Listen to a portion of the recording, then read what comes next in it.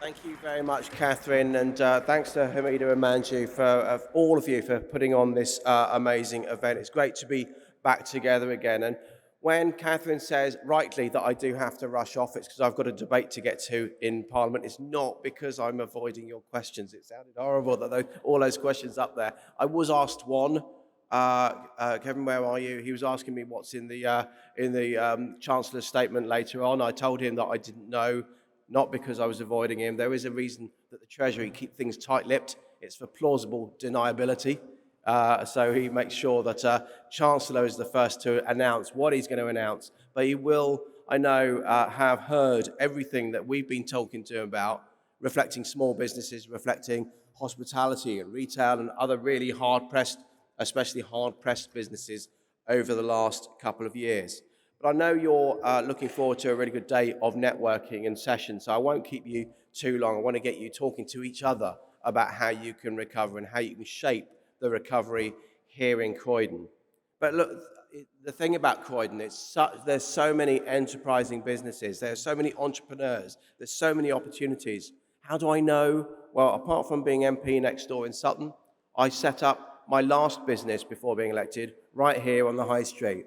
I was in Green Dragon House when that was still flat, before it's been converted to work offices, before it's been converted into flats. I think my office for the two of us was roughly the size of this room because there was nothing else around us. So we played quite a lot of football and pool as well as doing a bit of work.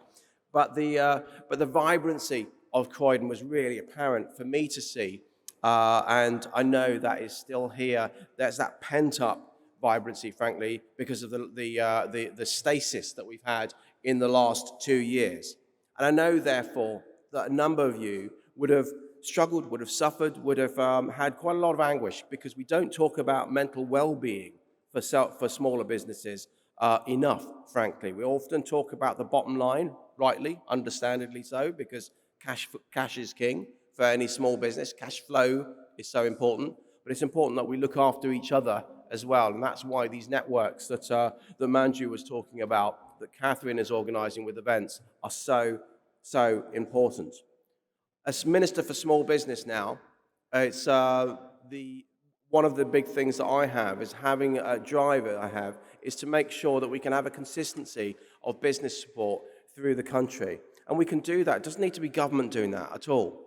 It doesn't need to be the councils doing it. We can convene. We can bring things together for you to share with each other. We just need a critical mass, whether it's through the Chamber, whether it's Enterprise Nation leaning in, who you'll be hearing from later, whether it's any of these organisations that are already doing good work.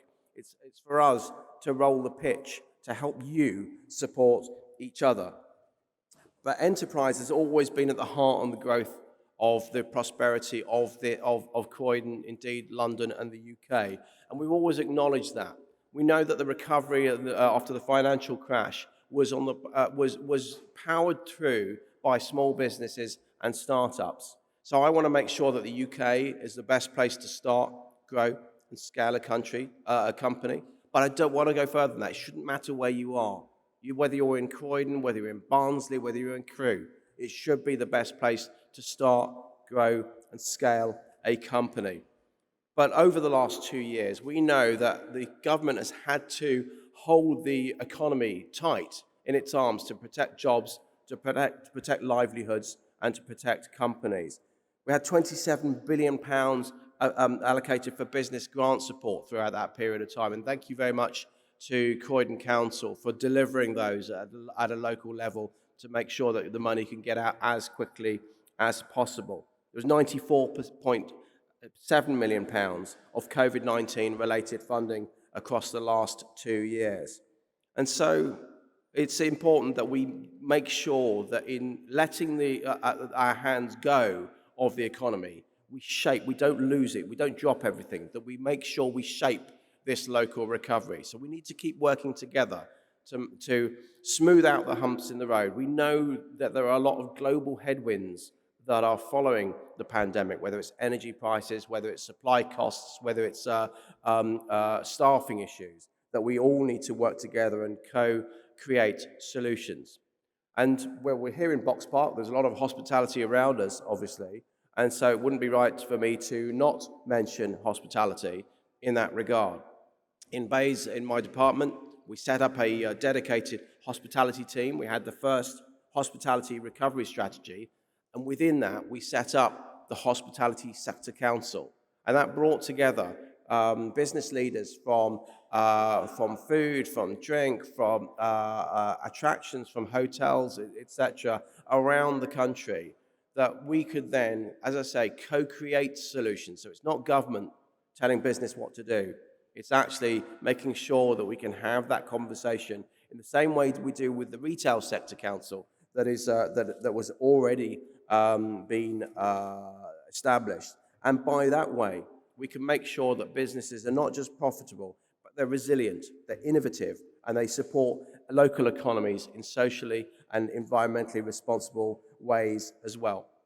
Now, the other thing about Croydon, and we've heard a little bit about the diversity of Croydon, but unemployment in Croydon has also been traditionally slightly higher than other parts of London, currently standing at 7.8%. So it's really important that we recognise that in such a diverse borough, that single figure, headline figure, also it hides the disproportionate impacts of unemployment on minority groups of all kinds. So it really means that we do need to have bespoke solutions right the way across the borough, and I'm looking forward to working with the mayor in just a month's time. You have a really good opportunity.